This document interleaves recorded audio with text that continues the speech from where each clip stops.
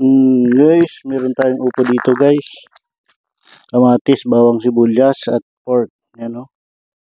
Mag-isa lang tayo ng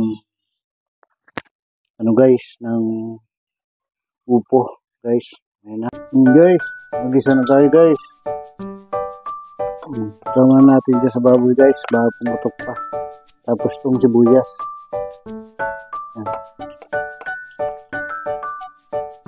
Ayan guys oh. Mag-isa-gisa tayo ng sibuyas bawang sa ating isang upo. Ayan guys oh.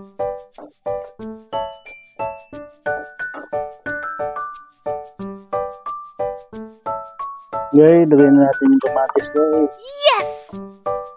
Ayan. Gisa natin ang kamatis.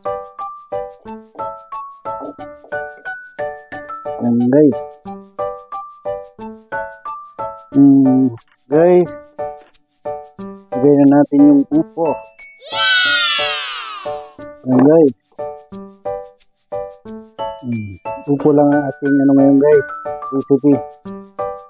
Isang upo. Ayan guys.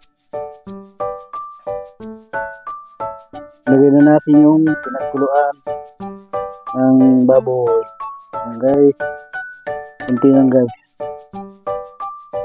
At takpan muna natin guys para kumulo na siya. Ayan guys. Guys, silipin na natin guys. Kulo na siya guys. Lagyan tayo ng cube guys. At yung magic. Ayan.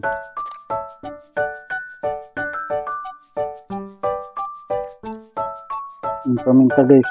Lagay na natin guys yung paminta. Ano.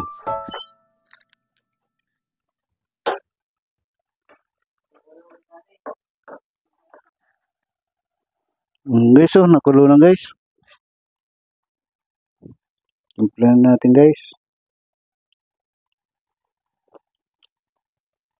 Guys, sarap guys. Ganisa pa lang. Nice. Nilagyan kasi natin guys ng cube.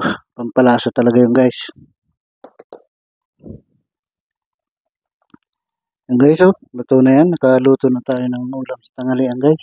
Simpleng ulam lang guys sa Bicol. Eh guys, hanggang dito na lang po muna ang ating munting vlog. Maraming salamat po sa inyong suporta at panonood sa aking mga ginagawang video. Mag-iingat po kayo lagi, saan po kayo nandoon. Huwag niyo pong kalimutan mag-like and share and subscribe na rin po. At pakipindot na rin po ang ating notification bell para po updated po kayo sa aking mga ginagawang video. Hanggang dito na lang po ang aking munting vlog. Bye-bye! Ingat po kayo palagi. Jesus love you po. Bye-bye!